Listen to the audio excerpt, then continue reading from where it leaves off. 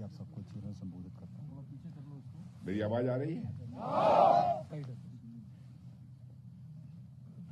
Army chief general Manoj ji Pande, GOC northern command lieutenant general Suchindra Kumar ji, GOC 14 corps lieutenant general Rashim Wali और 102 brigade के बहादुर officers, जेशियो and मेरे बहादुर जवानों, सबसे पहले मैं भारत माता के आप सभी जांबाज सपूतों को तथा आपके परिवार को, क्योंकि होली के अवसर पर मैं नहीं आ पाया था, बिलेटेड मैं हार्दिक शुभकामनाएं देता हूं। विश्व के सबसे ऊंचे रण क्षेत्र में सियाचिन ग्लेशियर पर हिमालय जैसे ही अडिग होकर आप जिस तरीके से देश की सुरक्षा कर रहे हैं, उसके लिए मैं भारत का रक्षा मंत्री होते हुए आप सभी का अभिनंदन करता हूं।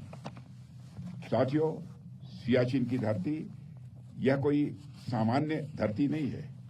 यह भारतीय राष्ट्रीय संप्रभुता और दृढ़ता का एक मूर्त प्रतीक है। यह हमारे नेशनल डिटर्मिनेशन को रिप्रेजेंट करता है। हम जानते हैं कि हमारी राजनीतिक राजधानी दिल्ली है, हमारी आर्थिक राजधानी मुंबई है और हमारा टेक्नोलॉजिकल कैपिटल या जिसे प्रौद्योगिकी संस्थान कहते हैं वह बेंगलुरु है। जिस तरह ये सभी जगह हमारी अलग अलग राजधानियां हैं, उसी तरह हमारे भारतीयों की वीरता और शौर्य की राजधानी सियाचिन है। यह भारत के पराक्रम का, मैं मानता हूं, पवित्र मंदिर है। इसलिए आज ही नहीं, 5 साल पहले जब रक्षा मंत्री के रूप में रक्षा मंत्रालय का दायित्व तो मुझे मिला था, उसी दिन ही मैंने प्लान किया और उस समय army chief general Bipin Rawat ji हुआ करते थे, उनसे मैंने कहा और उसके एक दिन के बाद ही हम लोग यहां पर सियाचिन आए थे। साथियों, यह एक सुखद संयोग है कि अभी पिछली 13 अप्रैल को ऑपरेशन मेघदूत के 40 साल पूरे हुए हैं और 13 अप्रैल 1984 के दिन भारतीय सेना ने एक ऐसा सैन्य अभियान चलाया जिसकी मिसाल आज दुनिया में दी जाती है। ऑपरेशन मेघदूत भारतीय सैन्य इतिहास का एक ऐसा स्वर्णिम अध्याय है जो बीते 4 दशक से एक एक भारतीय को रोमांचित कर रहा है। सियाचिन में चला ऑपरेशन मेघदूत की सफलता हम सभी भारतीयों के लिए, मैं मानता हूं कि गौरव का यह विषय है। दुनिया के सबसे ऊंचे इस युद्ध क्षेत्र में हमारी सेनाओं ने जो बहादुरी दिखाई है, उस पर समस्त भारतवासियों को नाज है।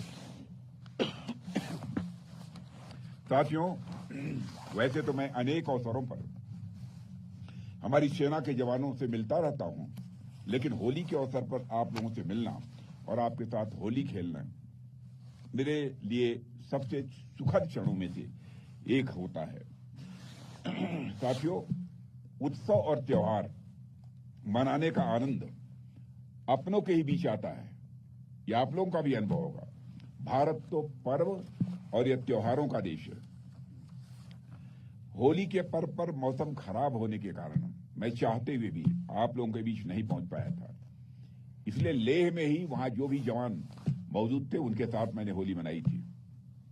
लेकिन तय किया था कि मौसम क्लियर होने के कुछ ही दिनों के अंदर मैं निश्चित रूप से सियाचिन जरूर जाऊंगा। इसीलिए मैं यहां पर आया हूं।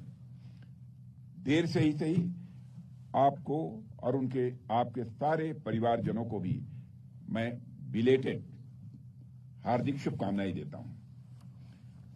साथियों, आप सभी सैनिक होने के नाते भारत के प्रत्येक परिवार के सदस्य हैं। मैं भारत के सभी परिवारों के प्रेम का रंग लिए आपके बीच आया हूं। आप भले ही मुझे एक रक्षा मंत्री के रूप में यहां देख रहे होंगे, लेकिन मैं एक रक्षा मंत्री के रूप में नहीं, बल्कि आपके स्वजन के रूप में अपने परिवार वालों से यहां मिलने आया हूं। साथियों, आप लोगों के फौलादी और बुलंद हौसलों के घेरों के बीच हमारा पूरा देश खुद को पूरी तरह से महफूज पाता है। हमारे देश की एक लंबी सीमा है और इन सीमावर्ती क्षेत्रों से कभी कभार चिंताजनक खबरें भी आती रहती हैं। इन खबरों के बावजूद आपको मालूम है कि आपका देश एक खुशहाली भरी जिंदगी जी रहा है और लगातार भारत तेजी से आगे बढ़ रहा है। स्कूल हो या अस्पताल, मंदिर मस्जिद हो या कारखाने, ऑफिस दफ्तर हो या दुकान, सब अपनी अपनी गतिविधियों में व्यस्त हैं, मस्त हैं, क्योंकि सीमा पर आप जैसे बहादुर जवान मुस्तैद हैं। साथियों, आज आपके बीच आकर मैं जो महसूस कर रहा हूं वह मैं शब्दों में बयान नहीं कर सकता हूं। भारतीय सेना इच्छा शक्ति और साहस का मैं मानता हूं कि यह दूसरा नाम है। आपके बीच आकर मुझे ऐसा लग रहा है कि मेरे रगों में रक्त की नई धारा का संचार होने लगा है। साथियों, आप जिस ऊंचाई पर खड़े होकर इतनी विषम परिस्थिति में देश की सेवा करते हैं वह अनपैरेलल है, वह अतुलनीय है। हड्डियों को कपा देने वाली सर्द हवाएं जब इन वादियों में बहती हैं, जब हर कोई अपने घरों में दुबक जाना चाहता है, तो उस परिस्थिति में भी आप मौसम से लोहा लेकर उसकी आंखों में आंखें डालकर पूरी मजबूती से खड़े होते हैं। इस अटूट इच्छा शक्ति का प्रदर्शन करने के लिए देश सदैव आपका ऋणी रहेगा। आने वाले समय में जब राष्ट्रीय सुरक्षा का इतिहास लिखा जाएगा, तब बर्फीले ठंडे ग्लेशियर में उबाल लाने वाली आपकी वीरता के कार्यों का गौरव के साथ उसे याद किया जाएगा। साथियों, होली के लिए जब यहां आने का प्लान बन रहा था तो उस समय मुझे एक विचार आया जिसे मैं आप सबसे और आप सबके माध्यम से पूरे देश से साझा करना चाहूंगा। हम सब जानते हैं कि भारत में एक परंपरा है कि जब भी हमारे यहां कोई शुभ अवसर आता है तो उसकी शुरुआत हम अपने आराध्य देव की पूजा अर्चना के साथ करते हैं।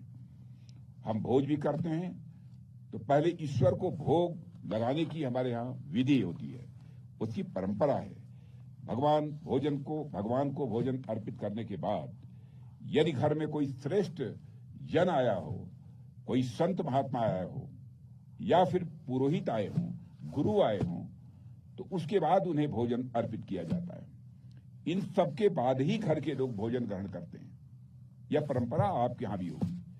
मेरे अनुसार ठीक यही चीज हमारे पर्व त्योहारों पर लागू होनी चाहिए। दीपावली का पहला दिया, होली का पहला रंग, यह सब अपने इस भारत के रक्षकों के नाम होना चाहिए, हमारे सैनिकों के साथ होना चाहिए। पर्व त्योहार पहले सियाचिन और कारगिल की चोटियों पर मनाए जाने चाहिए, राजस्थान के तपते रेतीले मैदानों में मनाए जाने चाहिए, हिंद महासागर की गहराई में स्थित पनडुब्बी में सवार भारतीय नौसेना के नौसैनिकों के साथ मनाए जाने चाहिए। उसके बाद ही लोगों को होली दीपावली जैसे त्योहारों को मनाने में आनंद की अनुभूति होगी। इसलिए मैंने सोचा कि मुझे होली का पहला टीका अगर कहीं पर लगेगा तो हमारे सैनिकों से लगेगा। इसीलिए मैं यहाँ ठीक होली के एक दिन पहले ही आना चाहता था, लेकिन जैसा मैंने कहा कि मौसम खराब होने के कारण चाहते हुए भी मैं नहीं आ पाया। हमारे army chief general Manoj ji Pandey और सुचिंद्र कुमार जी तो यहीं पर थे, अब मिस्टर बाली वहां पर थे। पूरी कोशिश की गई, लेकिन आपके बीच उस समय मैं नहीं पहुंच पाया, उसकी वेदना मुझे थी, इसीलिए आज आया। साथियों, तो मैं चाहता हूं कि सैनिकों के साथ ऐसा सेलिब्रेशन हमारी भारतीय संस्कृति का एक अभिन्न हिस्सा बन जाए कि कारगिल की बर्फीली चोटियों पर, राजस्थान के तपते रेतीले मैदानों में, गहरे समुद्र में स्थित पनडुब्बी में, इन जगहों पर हर बार सबसे पहले सम्मान पूर्वक पर्व और त्योहार मनाए जाने चाहिए। यहां हमारे army chief general Manoj ji Pandey भी उपस्थित हैं। मैं चाहूंगा कि आप एयर चीफ और नेवी चीफ से भी बात करके एक नई परंपरा स्थापित कर दें कि भारत में जब भी पर्व और त्योहार हो तो उसकी शुरुआत आप एक दिन पहले देश की सुरक्षा में तैनात जवानों के साथ मनाकर करें। यह हमारा आग्रह है। साथियों, यह राष्ट्र सेवा का आपका जो आप जो कार्य कर रहे हैं यह कोई साधारण काम नहीं है, यह एक दैवीय कार्य है। इसका मोल कोई भी कीमत देकर किसी भी सूरत में चुकाया नहीं जा सकता है। यहां सियाचिन की बर्फीली पहाड़ियों में भी आप दुश्मन पर गोली दागने के लिए और अपने सीने पर गोली खाने के लिए तैयार हैं, तभी देश में लोग चैन से हर त्योहार मना पा रहे हैं। रक्षक होने का आपका कर्तव्य आपको देवताओं की श्रेणी में लाकर खड़ा कर देता है। हमारे जितने भी देवी देवता हैं वह सब किसी न किसी तरीके से हमारी रक्षा ही करते हैं। वैसे ही मुझे लगता है कि दुश्मनों से हमारी रक्षा करते हुए आप सभी सैनिक भी हमारे लिए किसी रक्षक देवता से कम नहीं है। साथियों, मैं पहले भी कई बार कह चुका हूं और आज भी कहता हूं कि आपका, आपके बच्चों, माता पिता यानी आपके परिवार का ख्याल रखना यह हमारा कर्तव्य है और उसके लिए हम हमेशा तत्पर हैं। मुझे यहां बताने की जरूरत नहीं है कि जिस मुस्तैदी से आप इस देश के लिए तनमन से समर्पित होकर काम कर रहे हैं, उसी मुस्तैदी के साथ हमारी सरकार भी देश की सेनाओं के लिए काम कर रही है और हमारे प्रधानमंत्री मोदी जी बराबर हमारे देश के जवानों की चिंता करते रहते हैं और यहां आते समय उन्होंने भी आपको शुभकामनाएं दी। वैसे होली के पर्व पर उनकी शुभकामनाएं आप सबको मिली ही थी, लेकिन मैं उनकी तरफ से भी आप सबको हार्दिक शुभकामनाएं देता हूं। साथियों, होलिका दहन के संदर्भ में एक कथा आती है, मैं समझता हूं आप लोगों ने सुना भी होगा। जब होलिका भक्त प्रहलाद को लेकर अग्नि में बैठती है, एक दैवीय और चमत्कारी वस्त्र ने भक्त प्रहलाद की आग से रक्षा की थी। उसी वस्त्र की भांति आप देश के दुश्मनों की शत्रुतापूर्ण आग से देशवासियों की इसी प्रकार से रक्षा करते रहेंगे। इसी दृढ़ विश्वास के साथ मैं एक बार फिर से आपको और आपके परिवारजनों को देर से ही सही होली की ढेर सारी हार्दिक शुभकामनाएं देता हूं और इसी शुभकामनाओं के साथ